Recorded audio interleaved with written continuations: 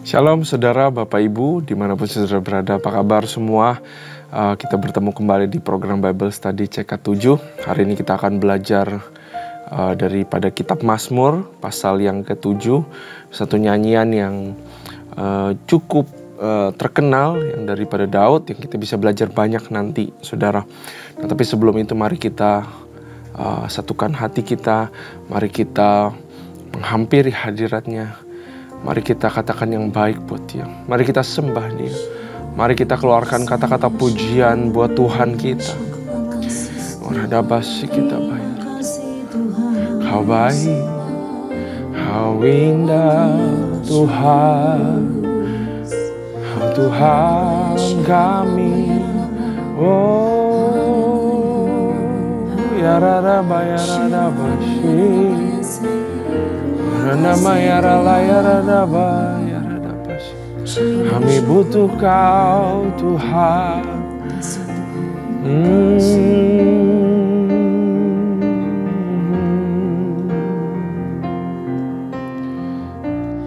Allah yang bela, siapa lawannya? Lebih dari pemenang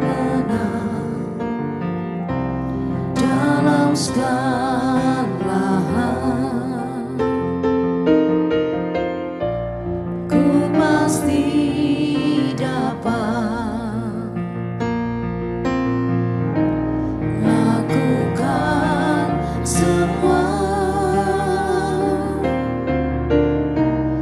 Yesus yang beri kekuatan, oh terpujilah namanya. Allah yang bela, siapa lawannya? Lebih dari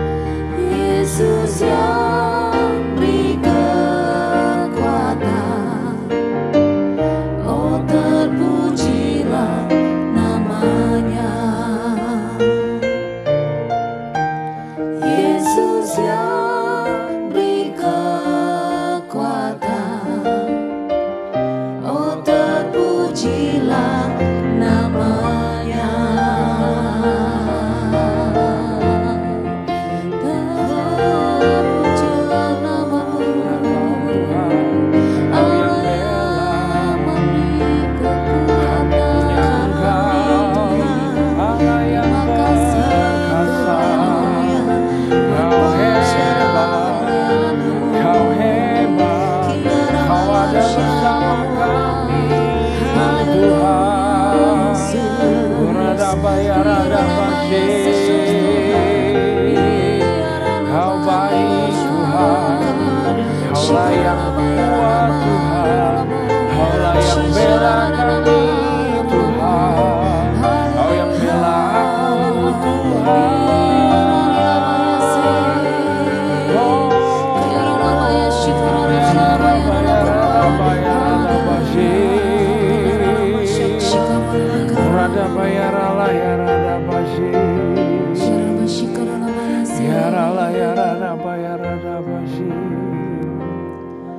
Aku hendak bersyukur pada Tuhan karena keadilannya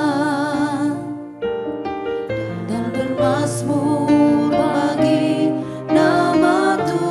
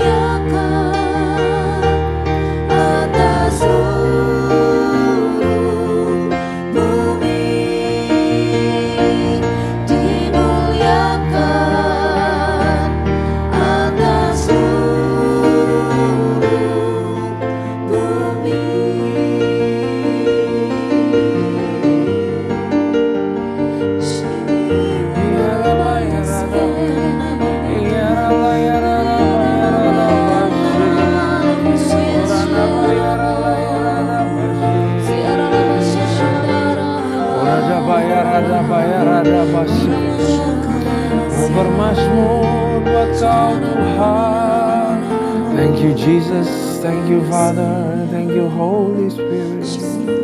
Terima kasih Tuhan, terima kasih Bapa, kasih setiamu Tuhan, kebaikanmu ya Tuhan. Hanya bisa mengucap syukur Tuhan, buat segala yang kau perbuat dalam kehidupan kami ya Bapa.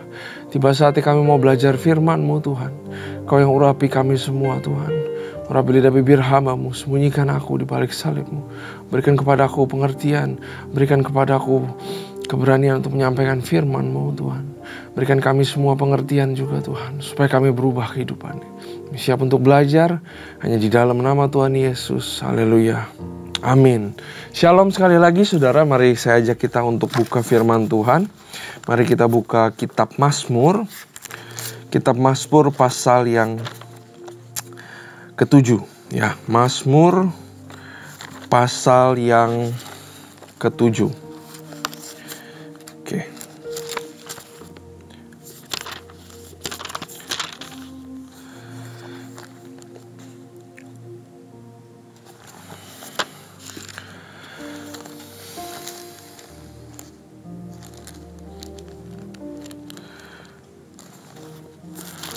Mazmur merupakan kitab yang penuh dengan tulisan nyanyian-nyanyian. Jadi saudara pasti akan ketemu banyak kata-kata yang puitis saudara.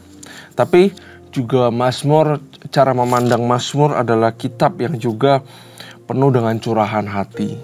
Di situ kita bisa belajar bahwa Daud itu adalah manusia sama juga seperti kita.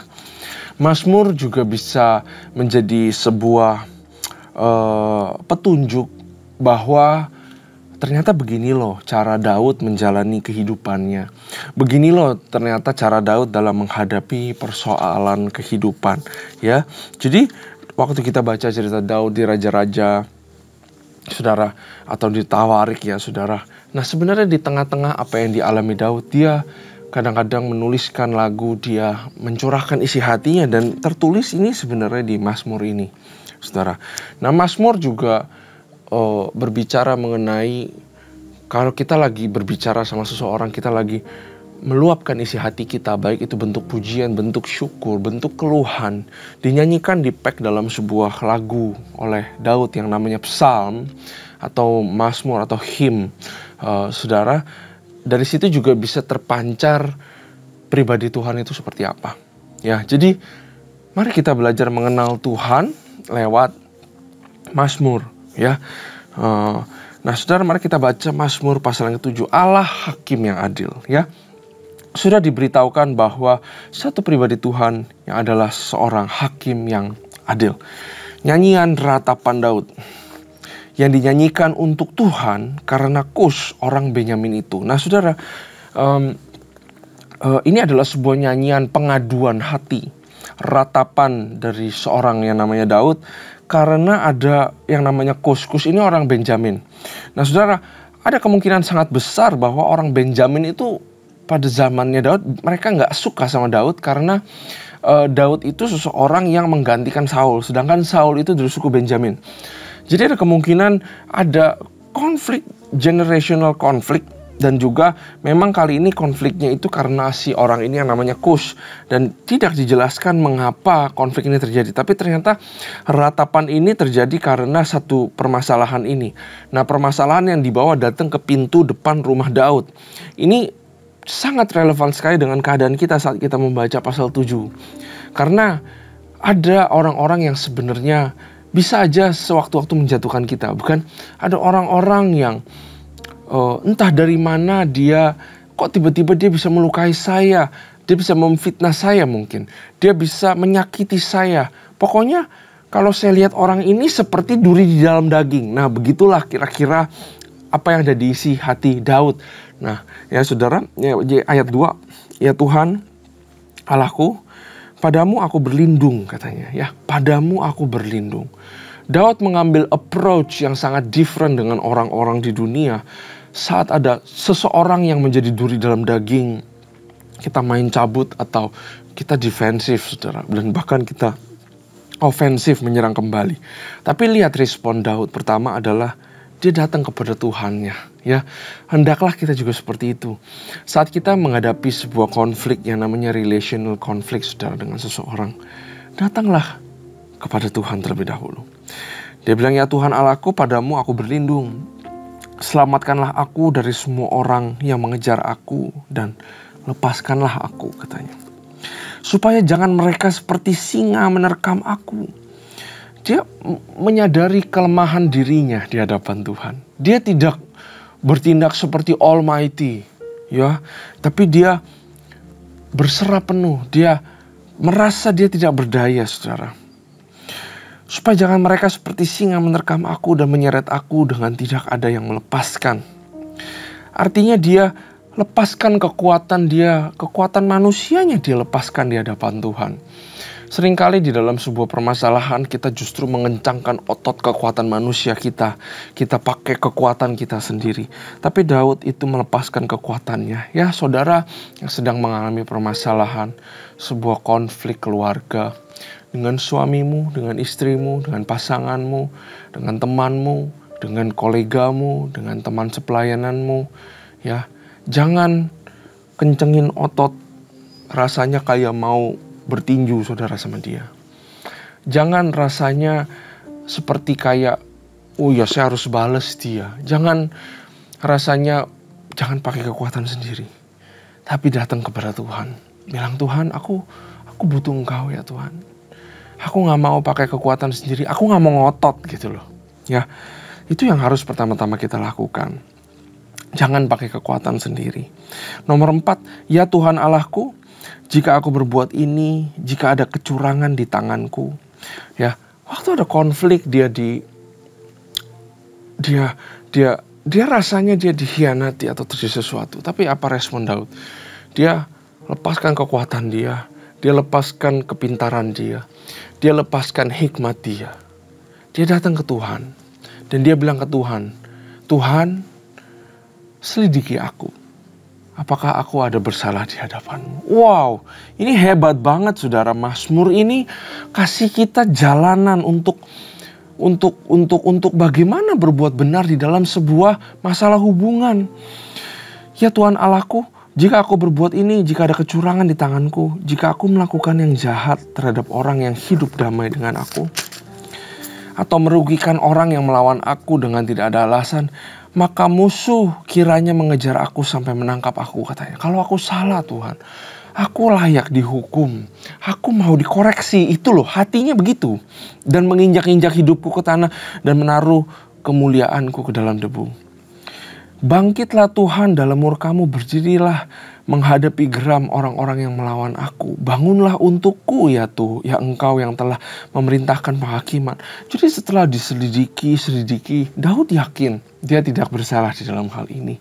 Kalau kita bersalah, marilah kita meminta ampun pada Tuhan. Setelah hati kita beres, saudara, maka iman untuk meminta pembelaan pun akan mudah untuk kita lakukan. Makanya nomor 7 dia bilang, bangkitlah Tuhan dalam murka-Mu, berdirilah menghadapi geram orang-orang yang melawan aku. Bangunlah untukku ya Engkau yang telah memerintahkan penghakiman. Biarlah bangsa-bangsa berkumpul mengelilingi Engkau dan bertahtalah di atas mereka di tempat yang tinggi. Tuhan mengadili bangsa-bangsa. Hakimilah aku ya Tuhan, apakah aku benar dan apakah aku tulus ikhlas, katanya. Apakah aku ada salah? Ya, katanya. Biarlah berakhir kejahatan orang fasik, tetapi teguhkanlah orang yang benar. Engkau yang menguji hati dan batin orang, ya Allah yang adil. Perisai bagiku adalah Allah yang menyelamatkan orang-orang yang tulus hati. Allah adalah hakim yang adil, dia bilang ya. Kamu adalah hakim yang adil. Dan Allah yang murka setiap saat. Sungguh kembali ia mengasah pedangnya, melentur busurnya dan membidik. Terhadap dirinya ia mempersiapkan senjata-senjata yang mematikan dan membuat anak panahnya menjadi menyala. Sesungguhnya orang itu hamil dengan kejahatan. Ia mengandung kelaliman dan melahirkan dusta. Ia membuat lubang dan menggalinya, tetapi ia sendiri jatuh ke dalam pelubang yang dibuatnya. Kelaliman yang dilakukannya kembali menimpa kepalanya dan kekerasan turun menimpa batu kepalanya. Aku hendak bersyukur kepada Tuhan ini.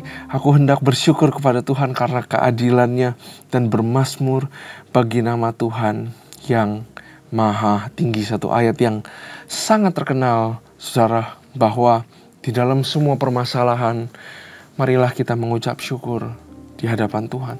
Karena mengucap syukur akan memberikan kita sebuah kekuatan untuk menghadapi segala sesuatu sampai pada akhirnya, saudara.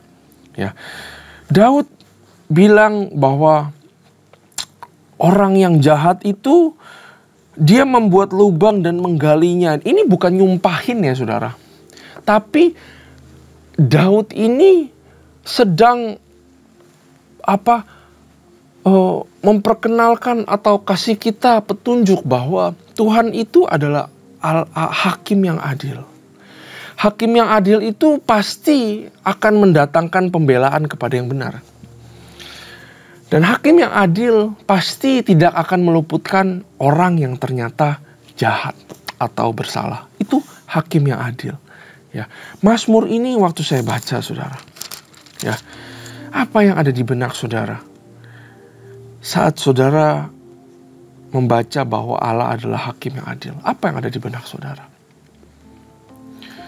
Kadang-kadang kita suka di benak kita itu, oh iya, Tuhan itu Dia sangat mengasihi kita. Sehingga semua kesalahan kita, semua perbuatan konyol kita, semua perbuatan bodoh kita, semuanya dihilangkan. Gak seperti itu hakim yang adil. Ya, Dia sudah menghapus dosa saudara. Tapi kalau kita, ya, dengan sengaja, dengan tahu kita melakukan perbuatan dosa, saya mau beritahu, ada konsekuensi yang sudah tersimpan di dalam satu hukum namanya tabur tuai. Dan Tuhan adalah Allah yang adil, hakim yang adil. Kita akan kena batunya, saudara. Karena itu juga sarana pembelajaran buat anak-anaknya yang dikasihi. Tuhan gak bisa disogok. Dengan pribadinya yang lain dia bilang dia adalah kasih. Tuhan gak bisa disogok dengan itu. Karena selain Tuhan adalah pribadi yang penuh kasih, Dia adalah Tuhan hakim yang adil. Timbangannya gak pernah serong. Kita gak bisa tutup-tutupin sampai kayak gimana. Makanya lebih baik berserah di hadapan Tuhan dan bilang, selidiki aku Tuhan. Karena siapa tahu timbanganku yang serong. Aku bilang diriku benar, aku gak ada salah, siapa tahu aku punya salah. Di dalam sebuah konflik, kadang-kadang kita dijahatin orang.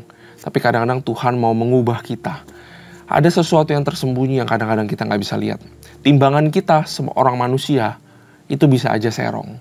Tapi timbangan daripada Tuhan tidak pernah serong.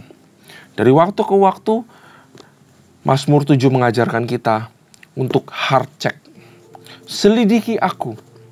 Ya, dari waktu ke waktu, apalagi waktu konflik, apalagi waktu masalah, bilang kepada Tuhan, Tuhan selidiki aku.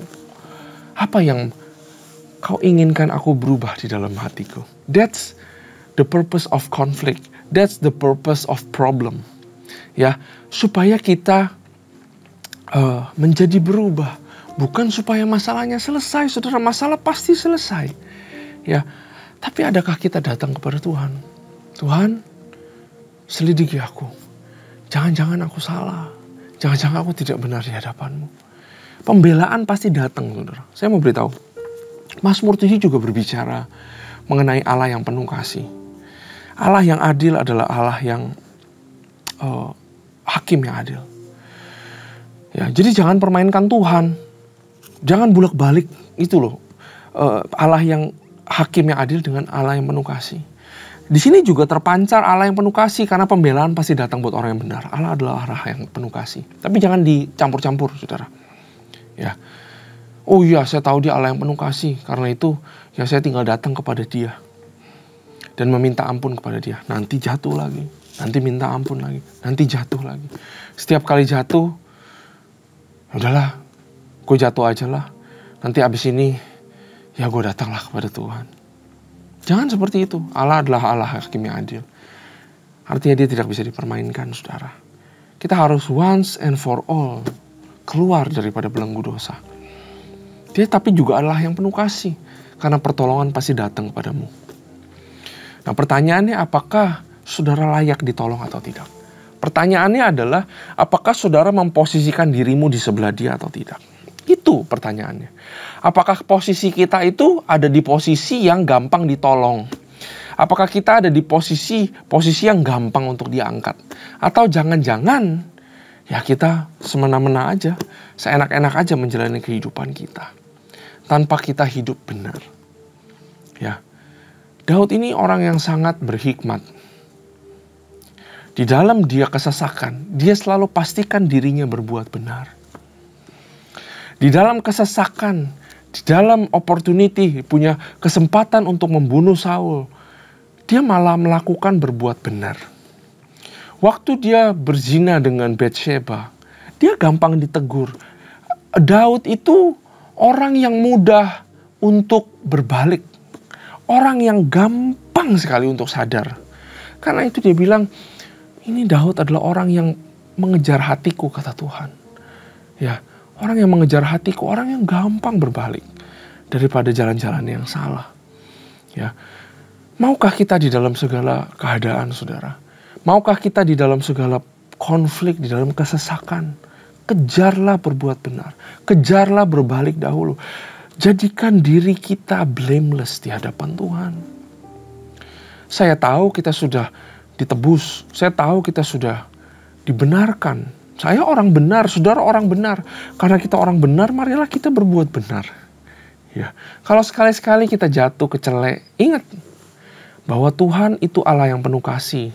Dia sudah membenarkan kita secara cuma-cuma. Karena itu marilah kita punyai hati yang mudah untuk berbalik. Hati yang mudah untuk diselidiki.